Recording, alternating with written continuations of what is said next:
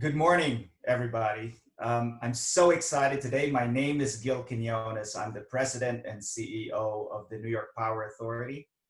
And with me are Arshad Mansoor, the new President of the Electric Power Research Institute. Congratulations, Arshad.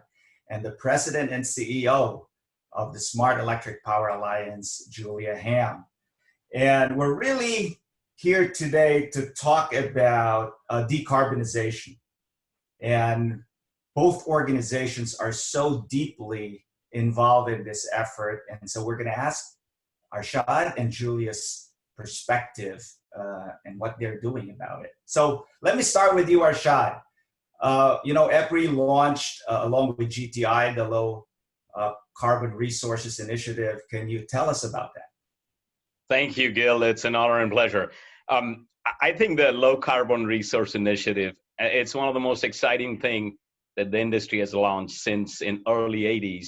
The industry came together with EPRI and we developed the requirements for an advanced light water reactor. And that nuclear power right now today is almost 100 gigawatt of clean carbon-free energy today. And that was done with the industry coming together. And LCRI is also the industry coming together for a moonshot. And the moonshot is, can we affordably create clean molecules from clean electrons? We have already figured out how to do clean electrons. Solar does that, wind does that, nuclear does that, carbon capture and storage will do that. And we want to electrify, but you can't electrify everything. So now if you can take those clean electrons and produce a clean molecule, hydrogen, liquid ammonia, synthetic methane, then you open up the decarbonization. For the electric sector, these technologies will be essential to go from, let's say, 80 to 100%. But for industrial sectors, you could be using these molecules to power a steel mill, to power a paper mill. For large transportation, ships, aircrafts, these molecules would be the clean energy driver. And the electric grid or the electric sector is in the central of this. They're not only producing the clean electrons to electrify, but they're also producing the clean electrons to create clean molecules so that we can get to a net zero in an affordable way. So we launched this 2 weeks ago, and we have almost 20 participants, utilities, but also technology providers, GE, Mitsubishi. Our goal is that this would be one of the largest initiatives that the industry will launch so that as we get to the next decade, as we go to the future, we have technologies that are available at scale and affordable so we can get to our net zero goal. So that's what LCRI is about, Gil. That's exciting. And I know as the New York Power Authority is one of those 20 co-founders and co-sponsors of this initiative. And we look forward to working with EPRI and GTI over the next, and all the partners over the next few years. Now, Julia, the Smart Electric Power Alliance mission and vision has been reimagined to really put decarbonization at the center in its going forward perspective and the art of the possible. SEPA has been great in convening all the stakeholders and making sure that that art of the possible is explored in every way possible. How will this now change the future work of the Smart Electric Power Alliance? Thanks, Gil. Well, yeah, as you've said, SEPA has really reimagined itself and its vision many times over the 3 decades that it's been around. But today, we are squarely focused on helping all stakeholders get to a carbon-free energy system by 2050. And that includes working with our membership, but also the broader industry. But within that membership, we've got the majority of electric utilities here domestically in the US. We have more than 70% of the state public utility commissions working with us. We've got hundreds of technology companies and solution providers, all working collaboratively towards this vision. And in SEPA's day-to-day work, we are focused on what we call 4 SEPA pathways, really focusing in the places where we believe we can help most effectively facilitate this transition. And those 4 pathways are utility business models, regulatory innovation, grid integration, and transportation electrification. So that's really where we are focusing our resources. Obviously, as we heard from Arshad, there's a lot of other work to do outside of those 4 pathways, but all of it is needs to be very integrated and done in a collaborative way, which is why we're so excited to be working with EPRI and NYPA and so many others to help us on this journey through the energy transition. Great, and EPRI being the R&D arm of the utilities, not just in the U.S. but globally. And I think it's important to note that the purpose of EPRI is for the benefit of the public. That is part of their mission. Similarly, SIPA is great at really focusing on the grid edge and with all of its network, not just utilities, but other players in the industry, technology providers, regulators, etc. How are you leveraging these networks that you have to really advance this goal of decarbonization? Let me start with Julia. So as we heard Arshad say earlier, the industry, the electric power industry specifically, has pretty good visibility into how we can get quite far along in this decarbonization path.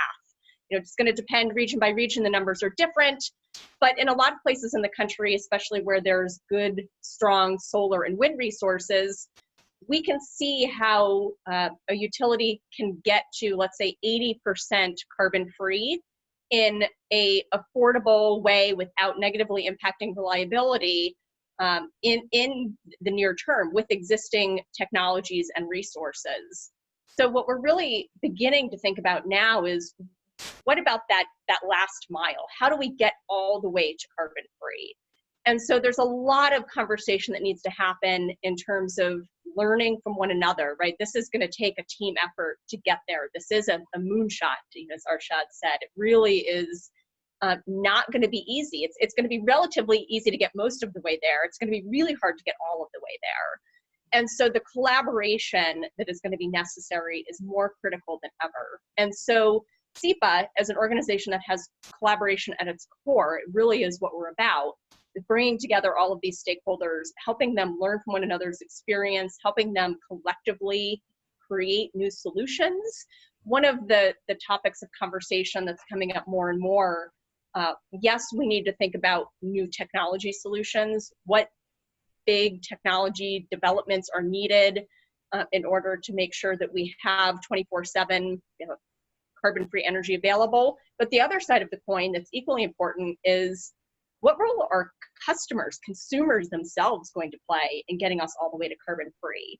And that also is a real challenge in front of us. It's an opportunity and a challenge. So a lot of the work we're beginning to think about is how do electric utilities, regulators, and other stakeholders make sure that customers have a really important role to play as part of the solution? Excellent. Arshad? Well, I think Julia said it best. If I look at what our mission is, and if I look at what SIPA's mission is, we're both aligned. I think the opportunity to leverage what each one of us are doing for the benefit of the society, for the benefit of the members, is huge. We've been talking with SIPA now for quite a while. I'm excited. In October, we'll be actually launching some joint webcasts, because the way I look at it, EPRI, we're doing deep research on not just LCRI, on the grid integration piece, on efficient electrification, on transportation. But our stakeholders are primarily electric utilities, and these are large utilities. And you look at SIPA and their wide network with public utility commissioners, with technology providers. So working on business models that our technology research can inform, working together in regulatory innovation where we inform with our research, and SIPA leads. These are perfect opportunities where we have quite a few members. Almost all EPRI members are SIPA members. So we are leveraging their resources most effectively. I'm excited about this journey. We have been working together, but we'll be working together even more closely going forward. And I think at the end, society benefits and our members benefit. Excellent. Well, as a former board member, 9 years on the board of EPRI and currently on the board of SIPA, this is to me a definition of synergy. 1 + 1 = 3. The deep primary research of EPRI and the unbelievable collaboration model of SIPA is just going to be a benefit to all of us. And I must say also, Julia and Arshad, you are the two unbelievable leaders in our industry. You inspire a shared vision. You ensure alignment from all of our stakeholders. And I will bet, and I am confident that we are going to reimagine this industry based on your leadership. So I'm just very excited and look forward to the collaboration between SIPA and EPRI going forward.